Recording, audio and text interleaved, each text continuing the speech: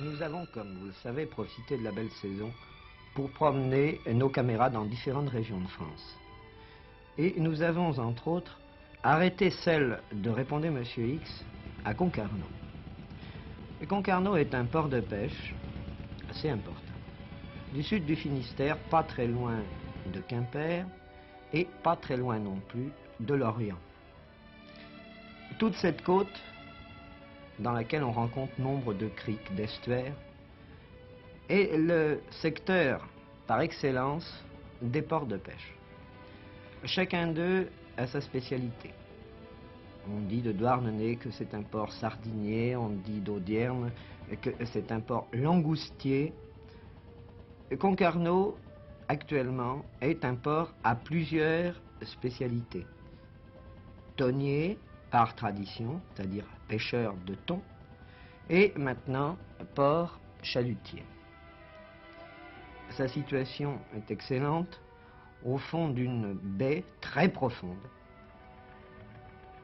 Vous rencontrez dans le port à la fois de gros bateaux qui font jusqu'à 25 mètres, des bateaux en fer ou en bois, et de tout petits bateaux de 4, 5, 6 mètres qui sont en général la propriété de vieux pêcheurs retraités qui s'en vont à quelques milles du rivage pêcher à la traîne le maquereau ou le lieu. Tout ça est extrêmement coloré, vivant. Voilà un de ces petits canottes qui part à la godille, sagement. Ceux-là attendent leurs vieux propriétaires, ils ont encore des voiles, ce qui devient malheureusement de plus en plus rare. Quant à la ville même de Concarneau, son histoire date du Moyen-Âge. C'était à l'origine une île, au milieu de l'estuaire d'une rivière, qui commandait tout l'intérieur de cette Bretagne Sud, une place forte extrêmement importante. On l'entoura de remparts. À l'intérieur de ces remparts, des habitants s'installèrent, et ils pouvaient être, selon les cas et selon les ennemis, qui étaient à l'époque essentiellement des Espagnols et des Anglais, ils pouvaient être ravitaillés tantôt depuis la terre, par la rivière, ou tantôt depuis la mer. Maintenant, la ville close de Concarneau ressemble un peu au Mont-Saint-Michel. On y rencontre dans les petites rues étroites les mêmes boutiques de souvenirs ou d'antiquités, les mêmes vieilles faïences ou les mêmes petits colifichets à 100 francs pièce.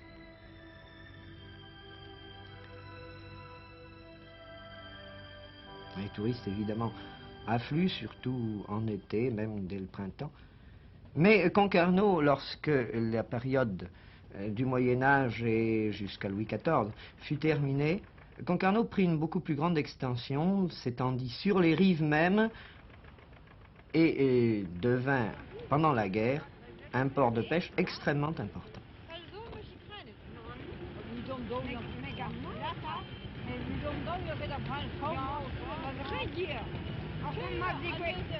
La plupart des chalutiers s'en vont pêcher très loin. Ils s'en vont pendant une marée, c'est-à-dire environ 15 jours, et ne passent ensuite que très peu de temps à terre, le temps de décharger et de vendre le poisson. Ce déchargement et cette vente se produisent essentiellement la nuit. Les bateaux qui sont arrivés le plus souvent dans le courant de la journée ou de l'après-midi viennent le soir vers 11 h à quai, et dès minuit règne autour de la halle aux poissons, de la criée, une très grande activité. Le poisson dans les cales est entassé dans la glace, au milieu de la glace, en vrac. Vous voyez, on le décharge à la pelle. Toutes les espèces de poissons sont mélangées, du plus petit jusqu'au plus grand. Des raies qui ont 1 mètre, 1 mètre 50 d'envergure jusqu'aux maquereaux, qui font 30 cm de long. Et tout cela est apporté par l'intermédiaire des mâts de charge et des treuils sur le quai. Les hommes qui déchargent ne sont pas des marins. Les marins ont droit au repos pendant la période de déchargement. Les hommes qui déchargent le poisson, qui ont l'air eux aussi de matelots d'ailleurs, ne vous y trompez pas, ce sont des dockers. Le poisson arrivé à la criée, à la halle, est trié par des femmes. C'est un travail extrêmement pénible, extrêmement dur. Les femmes qui sont là prennent leur service vers minuit. et selon la quantité de poissons arrivés, peuvent travailler quelquefois jusqu'à 10 et 11 heures du matin. Elles travaillent les mains dans la glace. Elles ont beau mettre des gants en caoutchouc, c'est tout de même extrêmement dur, extrêmement pénible, et en plus, ça demande un coup d'œil de professionnels. Car distinguer les espèces de poissons et leur qualité à travers les espèces n'est pas si facile. Essayez par exemple de distinguer du premier coup une sole limande d'une limande ou d'une sole. Vous avez certainement un très grand nombre de chances de vous tromper.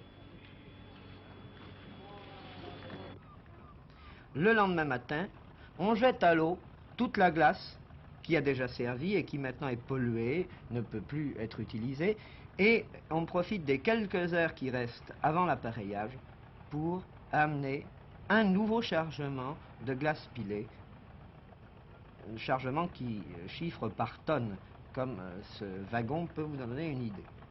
Ensuite, les bateaux vont repartir. Ils vont repartir selon les cas, tout près des côtes, si c'est un sardinier par exemple, ou un langoustier qui va s'en aller dans des parages rocheux, ou s'en aller très loin, jusqu'aux côtes d'Irlande, le plus souvent pour les concarnois.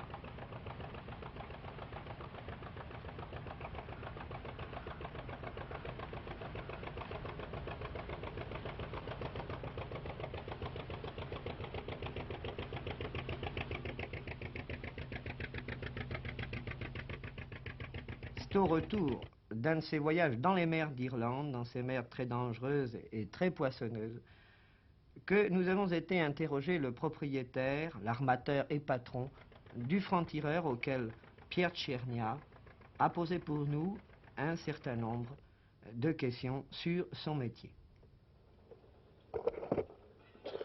Dites-moi, monsieur Tanou, je pense qu'il serait bon d'expliquer un peu à ces jeunes gens que votre bateau s'appelle un chalutier parce que vous pêchez au chalut. Qu'est-ce que c'est qu'un chalut? Ben voilà le chalut là. C'est un filet, c'est en chanvre ça. Non, celui-là c'est en sisal quand même.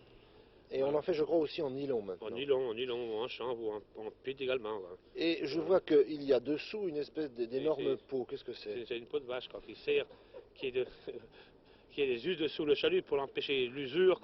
Que le chalut lui-même frotte sur le fond directement. Quoi. Alors il est protégé par le cuir. Qui lui, alors, il est sur le fond. Quoi. Écoutez, il serait peut-être bon alors d'expliquer comment on l'utilise. D'abord, quelle dimension fait-il ce chalut? Le chalut fait 25 mètres de corde d'eau, qu'on appelle la corde supérieure si on veut. Quoi. Et alors, là, il y a une autre corde inférieure qui s'appelle le bourrelet. Quoi. Alors, qui lui, fait 33 mètres. Et alors, vous le jetez donc à l'eau? Vous voyez, le fond, on va en premier évidemment.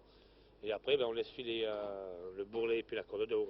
Et alors, le bateau tire le chalut? À cet instant-là, pas encore. Quoi. Il faut que le chalut soit quand même à l'eau. Qu'on voit s'il est clair ou pas clair. Parce que nous avons des biribis qui viennent des bourrelets, qui viennent rejoindre la corde d'eau pour le virer. C'est cela. Pour le virer au treuil. Quoi. Et une fois qu'il est bien en place, vous le tirez pendant combien de temps? Ben 2 heures, ça dépend des parages où on travaille. Quoi. Si on travaille parmi les roches, ben 2 heures. Si on travaille où le fond est franc, ben 3 heures. Quoi. Et en ligne droite ou? Oh ben ça dépend toujours pareil, parce qu'il y a des hauteurs, la mer, il y a des fonds. Hein. Quand on arrive sur ces hauteurs, on travaille plutôt dans les fosses. Quoi. Et alors, au bout de ces 2-3 heures, quand vous le retirez, ça doit être extrêmement dur, parce que s'il est plein d'eau, le chanvre est enfin, le sisal est complètement mouillé et il est plein de poissons. Tout est viré au treuil.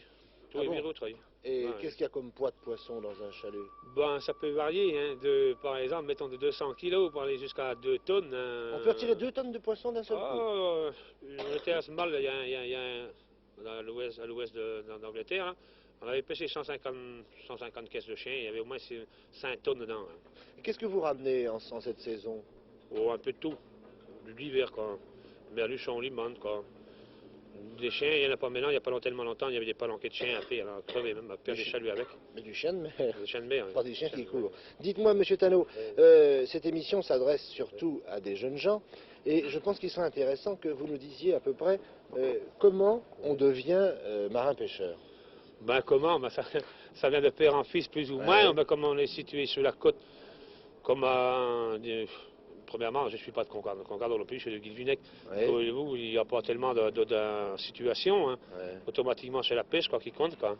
Mais malgré tout, un mousse que vous entraînez à bord avec vous, il fait les marées, bien sûr, mais enfin, il n'apprend pas tout de même à conduire un bateau, ou à se servir de la radio, ou du repérage goniométrique. Comment est-ce qu'ils apprennent tout ça? Oh, pas de suite, pas de suite. Il y a l'école d'apprentissage qui leur donne quand même pas mal un rudiment, si on veut. On leur apprend quand même à se servir d'un compas, Oui. à ramener les chaluts quand même. Oui, c'est-à-dire que... Et une notion quoi, sur les coordonnées géographiques des cartes, quoi. Se servir d'un rapporteur également. Quoi. Par conséquent, un mousse Ouais. qui vient à bord, c'est déjà Ah oui, quelques oui, notions. oui, il a déjà quelques notions, c'est pas pareil comme quand C'est ça. nous on était jeunes. Hein. Et puis, parce que vous, quand vous étiez Ouais. jeune, il n'y avait pas, Oh il y non, avait pas non, il n'y d'école. avait pas ça, il y avait pas ça. Hein. Et un mousse vient à quel âge à bord? Ben, en principe 14 ans après qu'il a passé son CAP. Quoi. C'est ça, il a un certificat d'aptitude Ouais, professionnelle ouais, qui lui permet de ouais. repêcher. Monsieur Tano, est-ce qu'on pourrait maintenant rentrer dans l'intérieur du bateau? Oui, oui, sûrement. Oui, Eh bien, oui, allons-y. oui.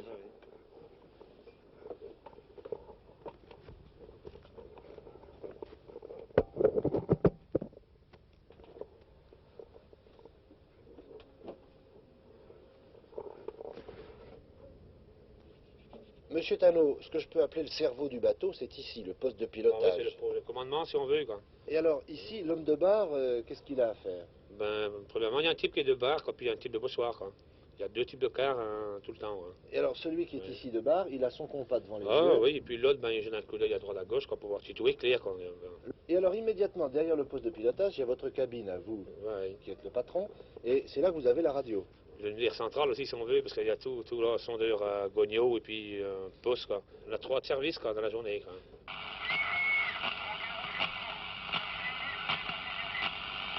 Océanide, rien à signaler. Capté Paris.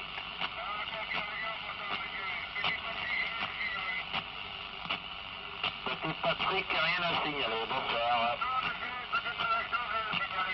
Petite Marie-Claude, rien à signaler. Et patronne RS. Bonsoir à tous. Et vous avez ici ce que vous appelez un sondeur. C'est un sondeur à ultrasons, c'est-à-dire Ouais, que ouais. vous envoyez un ultrason et l'écho qu'il vous transmet inscrit sur la bande Ouais, le fond. Quoi. le fond sur lequel vous vous promenez. Ouais, C'est ouais, ainsi ouais. que nous voyons sur cette bande, Ouais. nous voyons tout le fond que vous avez relevé au cours de Ouais, votre ouais. dernier voyage. Et ici, des petites taches, ce sont les bancs de poissons. Ouais, c'est pas vrai. Continuons maintenant notre promenade dans le bateau. Voilà le poste d'équipage. Ouais. Alors c'est ici que dorment vos hommes Oui, quand il c'est. n'y a pas de travail de nuit. Ils sont à l'arrière, quoi. Là c'est la cambuse. Ouais.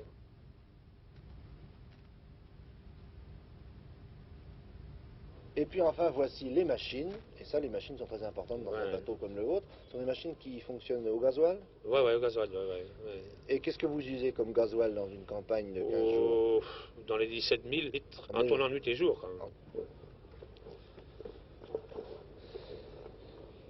Dites-moi, monsieur Tano, comment un marin peut-il espérer devenir patron pêcheur? C'est même très cher un bateau. Qu'est-ce que ça coûte un bateau neuf actuellement? Ben, comme patron, ça dépend. Ouais, il faut premièrement travailler quand même pour avoir son brevet de patron de pêche. Donc il faut aller à l'école, premièrement. Ouais. Ouais. Et après, évidemment, pour venir pas. Ça dépend, parce que malgré tout, il y a plusieurs ports. Ça dépend si c'est des ports artisanaux, hein, comme à Guivunec, par exemple, à Concalo. Il y a le crédit maritime qui rentre en fonction, où le marin peut avoir un prêt. Quoi. C'est ça, qu'on vous prête de l'argent. Ouais. Qu'est-ce que ça coûte un chalutier moderne? De cette taille-ci, actuellement, il faut compter sûrement dans les 45 à 50 millions. Ah oui, c'est tout de même énorme. Ouais. Dites-moi, monsieur Tano, nous allons vous quitter. On est content d'avoir passé Oui. quelques instants avec vous. Mais il y a quand même une question que je voudrais vous poser. Chacun sait qu'il y a beaucoup Oui. de bateaux chaque année qui sombrent, que c'est un métier très dur et très dangereux que le vôtre. Vous n'avez pas peur, jamais? Ben non, c'est le métier qui le veut d'ailleurs. Hein. Et pour gagner sa croûte, il faut bien retourner en mer. Là, il n'est pas question de rester à terre. Le long du quai, ici, on ne rapporte pas. Hein. Évidemment, des fois, il y a des coups durs, on hésite 24 heures. Hein. Mais après, ben, c'est le métier qui le veut. Quoi. Il faut retourner. On n'est pas fait pour rester à terre. Hein. Eh bien, monsieur Tano, Oui, je vous ça, souhaite oui. une bonne traversée.